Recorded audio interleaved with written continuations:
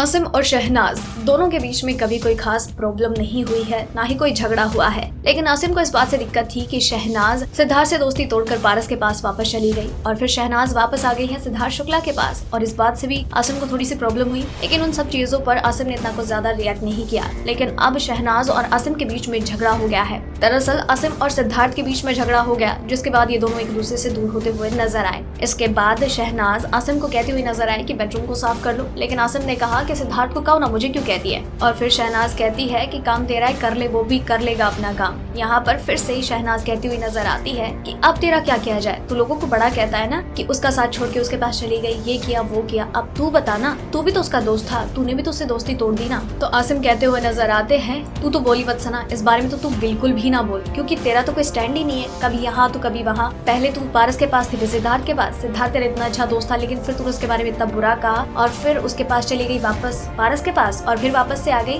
तेरा तो कोई स्टैंड ही नहीं है। और इस बात को लेकर शहनाज भी गुस्सा हो जाती हैं, और आसिम तो ऑलरेडी गुस्से में होते ही हैं। और इस तरह से उन दोनों के बीच में इस चीज को लेकर भयंकर फाइट हो जाती है। ये दोनों एक दूसरे से आर्ग्यू करते हुए दिखते हैं। बिग बॉस के इस टेढ़े सीजन की और भी कई टेढ़ी खबरें यूं ही जानने के लिए बने रहिए हमारे साथ। डेली ट्रेंडिंग न्यूज की रिपोर्ट सब्सक्राइब करें हमारा चैनल ऐसे ही लेटेस्ट और इंटरेस्टिंग न्यूज के लिए।